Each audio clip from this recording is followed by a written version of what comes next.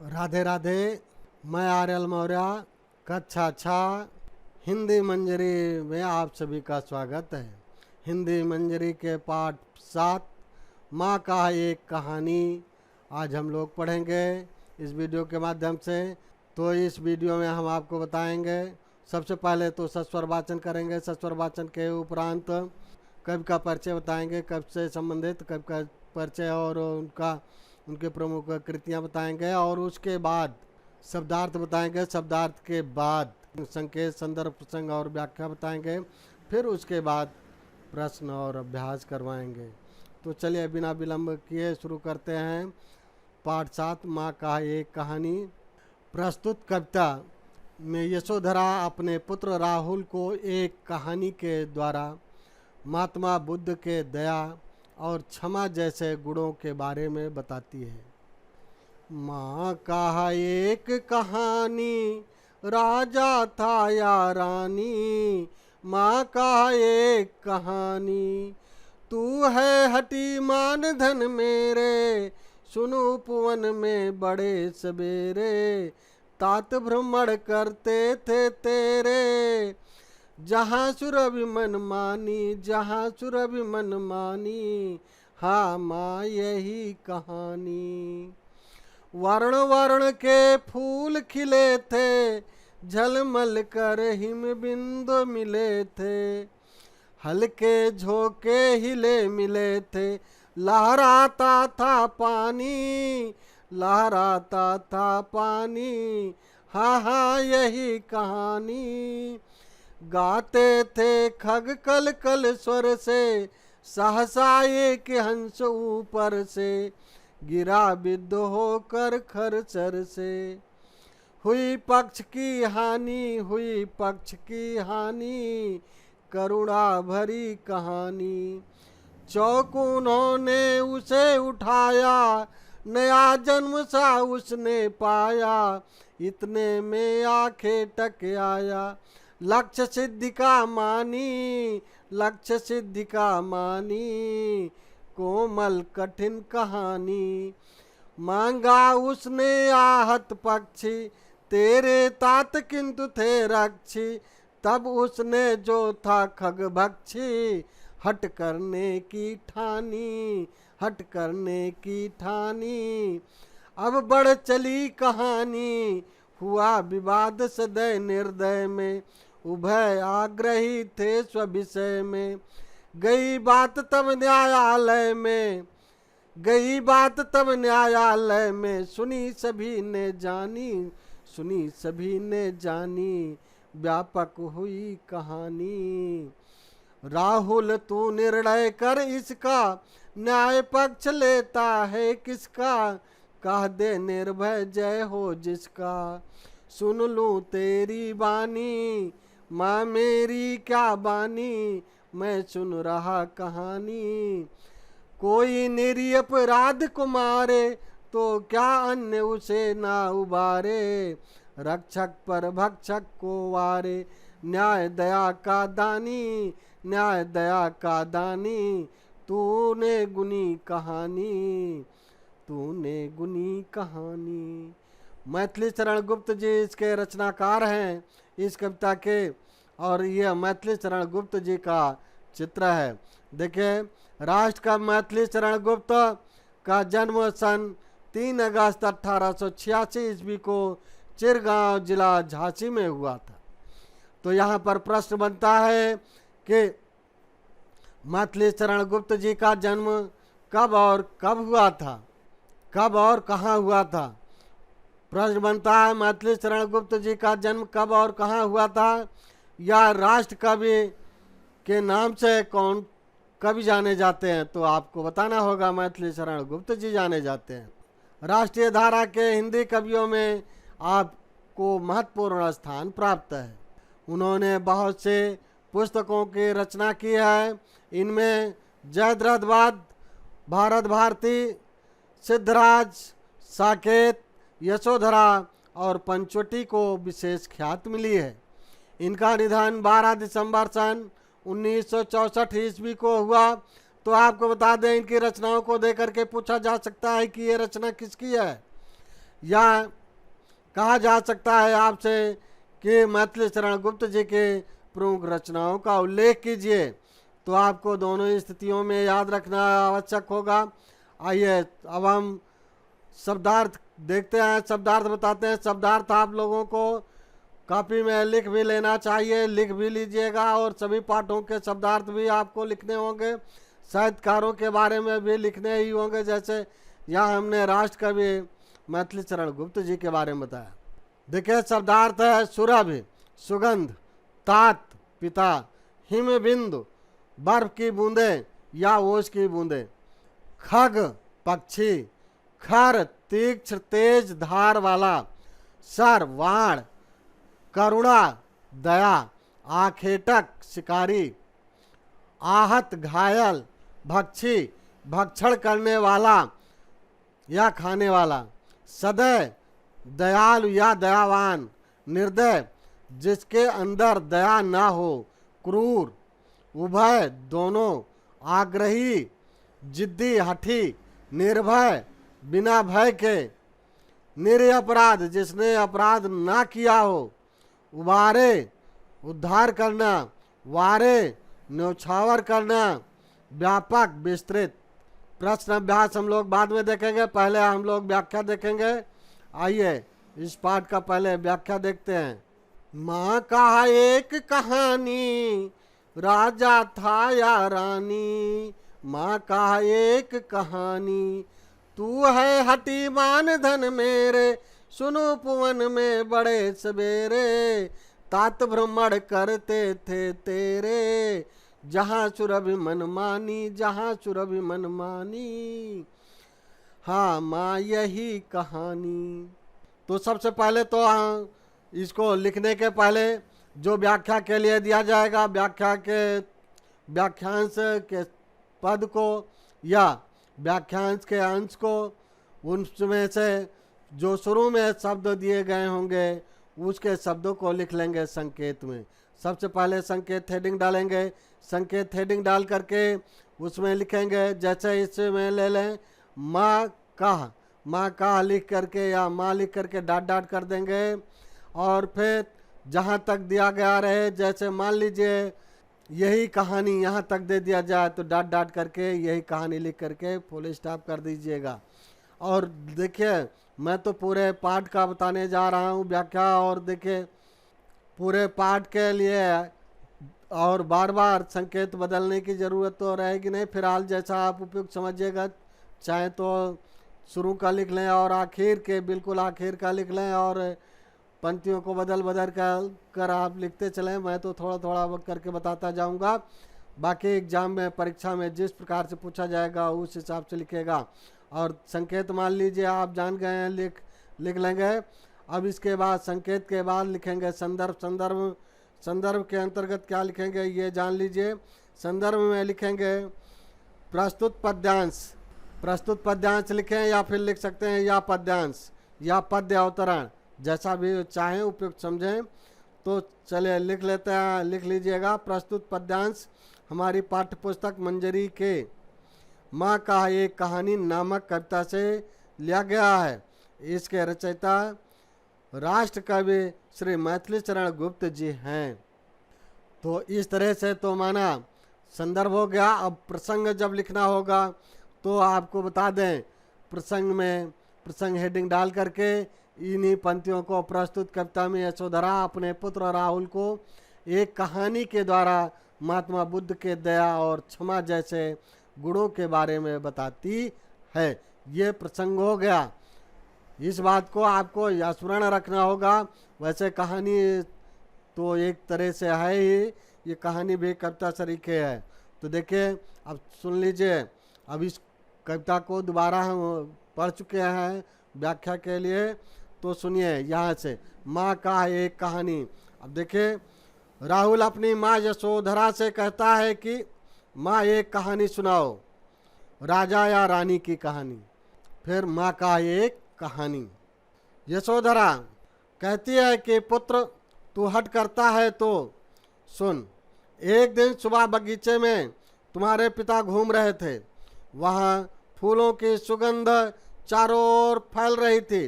इतना सुनकर राहुल कह उठता है कि हाँ माँ, मुझे यही कहानी सुनाओ। वारण वारण के फूल खिले थे, देखे, वारण वारण के फूल खिले थे, झलमल कर हिम बिंदु मिले थे, हल्के झोंके हिले मिले थे, लहराता था पानी, लहराता था पानी, हाँ हाँ यही कहानी। तो देखे, इसमें माना यहाँ ये इतरा दिया जाता है या ये इतरा दिया जाता है, तो इसके संकेत बदलेंगे, संदर्भ संग वही रहेगा, संदर्भ भी वही रहेगा, प्रसंग भी वही रहेगा। व्याख्या में जो परिवर्तन हो रहा है वो हम बता रहे हैं, जो व्याख्या के लिए दिया जाएगा वही हो जाएगा। देखिए, वर्ण वर्ण के फूल खिले थे, यानी रंग बिरंगे फूल खिले थे और उन पर ओस की बूंदें झिलमिला रही थी।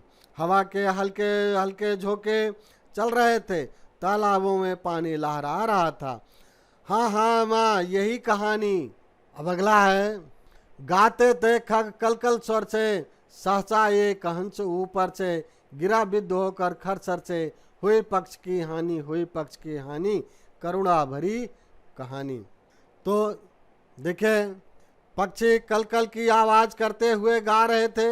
उसी समय अचानक नुकीले तीर से घायल होकर एक हंस नीचे गिरा, उसके पंख घायल हो गए थे। यह कहानी बहुत ही करुणा भरी है। चौक उन्होंने उसे उठाया, नया जन्म सा उसने पाया, इतने में आखेटक आया, लक्ष्य सिद्ध का मानी, लक्ष्य सिद्ध का मानी, कोमल कठिन कहानी। चौक कर उन्होंने उस पक्षी को उठा लिया। पक्षी को लगा कि उसने नया जन्म पा लिया हो। थोड़ी ही देर में शिकारी अपने अचूक निशाने पर खुश होता हुआ आ पहुंचा। उसे अपने लक्ष्य पर बहुत घमंड था। यह कहानी कोमल और कठोर भावनाओं वाली है। मांगा उसने आहत पक्षी तेरे तात किंतु थे रक्षी, तब उसने जो था खग भक्षी, हट करने की ठानी, हट करने की ठानी। अब बढ़ चली कहानी। आखेटक ने घायल पक्षी पर अधिकार जताना चाहा, लेकिन तुम्हारे पिता उसकी रक्षा करने वाले थे। तब मांस खाने वाला वह व्यक्ति उसे वापस करने की जिद करने लगा। इस प्रकार कहानी आगे बढ़ चली।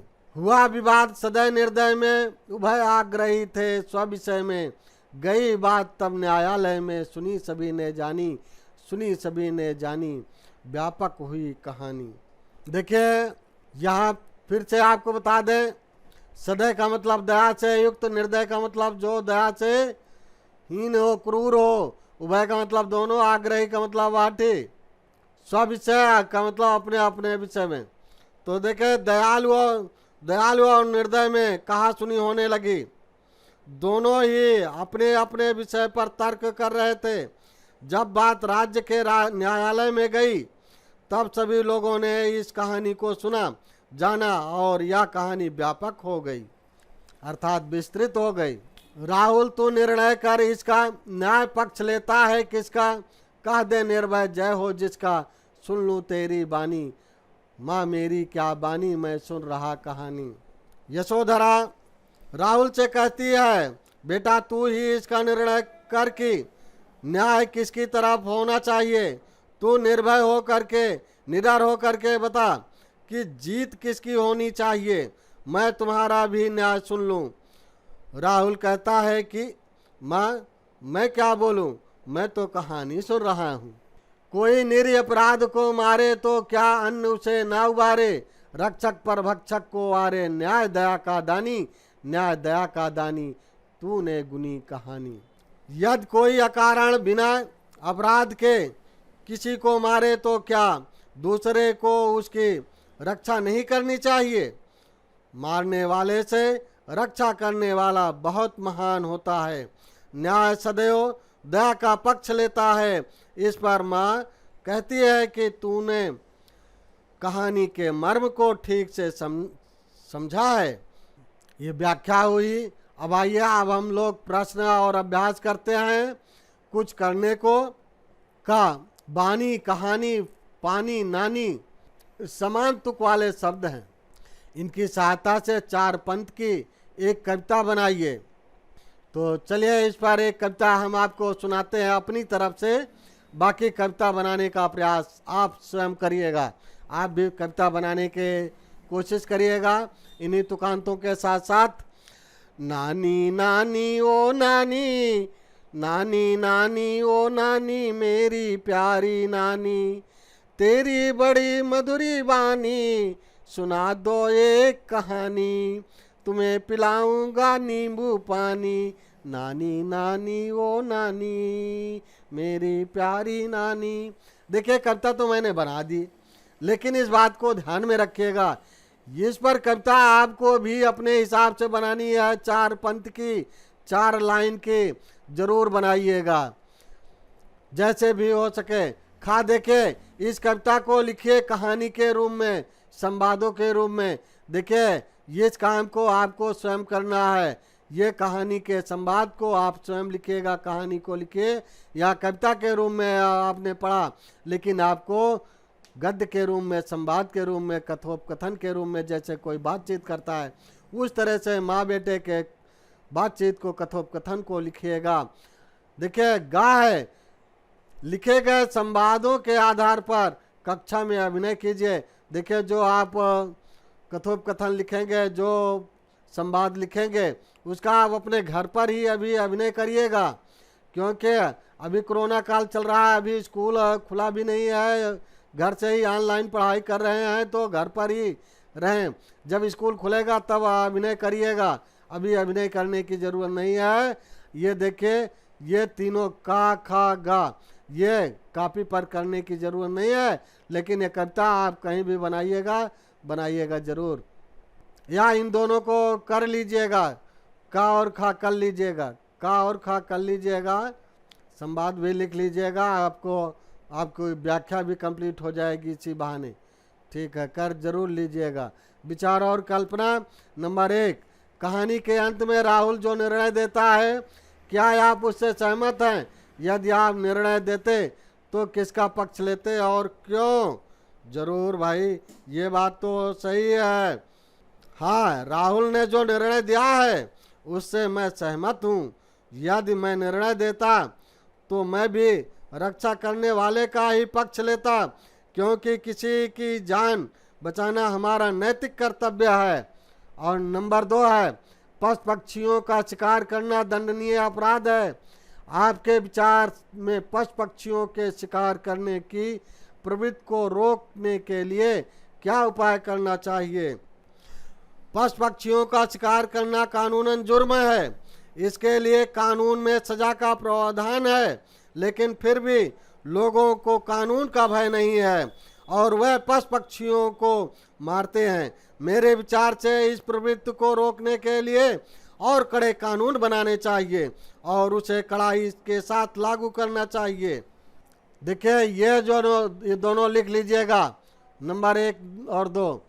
और 3 है, राहुल की तरह आपने भी बचपन में माँ से कोई कहानी अवश्य सुनी होगी। अपनी माँ से सुनी हुई कहानी, किसी कहानी को लिखिए।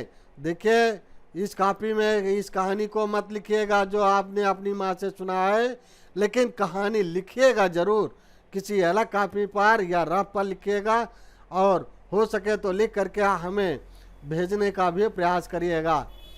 और जब हमारी आपकी मुलाकात होगी तब तो हम ज़रूर देखेंगे, ये बात बता दे रहे हैं। आपने अपनी माँ से जो कहानी सुना है उसे ज़रूर लिखिएगा। हाँ, हम तब जानेंगे कि आप अपनी माँ से बहुत स्नेह करते हैं, अपनी माँ से बहुत प्रेम करते हैं। कविता से, चलिए ठीक है, कविता से देखते हैं। नंबर 1 है, कहानी सुनाने के बाद माता ने राहुल से क्या प्रश्न किया था? कहानी सुनाने के बाद माता ने राहुल से न्याय करने को कहा था। और दूसरा है, हंस को मारने वाले तथा बचाने वाले के बीच हुए विवाद का निर्णय राहुल ने क्या दिया? हंस को मारने वाले तथा बचाने वाले के बीच हुए विवाद के निर्णय में राहुल ने कहा कि रक्षक भक्षक से महान होता है। नंबर 3 है, राहुल के उत्तर से उनके स्वभाव के विषय में क्या पता चलता है? राहुल के उत्तर से पता चलता है कि उसका स्वभाव निष्पक्ष, विचारशील और दया भाव रखने वाला है। नंबर 4, निम्नलिखित पद्यांशों का भाव स्पष्ट कीजिए। का वर्ण वर्ण के फूल खिले थे, झलमल कर हिम बिंदु मिले थे, हल्के झोंके हिले मिले थे, लहराता था पानी। वहाँ कविता में हम लोगों ने पढ़ा था 2 बार, लहराता था पानी, लहराता था पानी। कोई बात नहीं, इसका भाव देख लीजिए, सुन लीजिए। उपवन में अनेक रंग बिरंगे फूल खिले हुए थे। प्रातःकाल मंद मंद शीतल वायु से ओस के कण झिलमिल झिलमिल कर रहे थे। हवा से तालाब का पानी हिलोरे मार रहा था, अर्थात बगीचे का वातावरण बहुत बढ़िया था और प्राकृतिक सुंदरता निखार पर थी। अब देखिए, कोई निरपराध को मारे तो क्या अन्न उसे न उबारे, रक्षक पर भक्षक को वारे, न्याय दया का दानी। तो इसका भाव देखे। जब राहुल की माँ ने कहानी सुनाने के बाद उससे पूछा कि अब तुम बताओ कि न्याय किसका पक्ष लेता, तब राहुल ने निम्न प्रकार उत्तर दिया, यदि कोई बेकसूर को मारने लगे तो अन्य लोगों को निरीह अपराध की सहायता करनी चाहिए, क्योंकि बचाने वाला मारने वाले से श्रेष्ठ होता है। न्याय हमेशा दया करने वाले का पक्ष लेता है, जो उचित है। भाषा की बात। नंबर 1, निम्नलिखित वाक्यांशों के लिए एक शब्द लिखिए, जैसे हट करने वाला हठी, रक्षा करने वाला, देखिए रक्षक हो जाएगा, भक्षण करने वाला भक्षक, पक्ष लेने वाला पक्ष, जिसने अपराध किया हो अपराधी, जिसे डर न हो निडर। नंबर 2, समानार्थी शब्द लिखिए, खग, देखिए गगन पक्षी नव दिया गया तो इसमें पक्षी हो जाएगा। आखेट, धनुष, ओखल, शिकार, तो यहाँ शिकार हो जाएगा। कोमल, मुलायम, कमल, कोयल, तो यहाँ मुलायम हो जाएगा। विवाद, निनाद, समझौता, झगड़ा, तो यहाँ झगड़ा हो जाएगा। सदैव, देने वाला, दया के साथ, दीनता के साथ, तो दया के साथ हो जाएगा। नंबर 3, हिले मिले, खर चर और सदैव निर्दय शब्द युग्मों में एक जैसा तुकांत है। इसी प्रकार के 3 और समान तुक वाले शब्द युग्म लिखिए। जय विजय,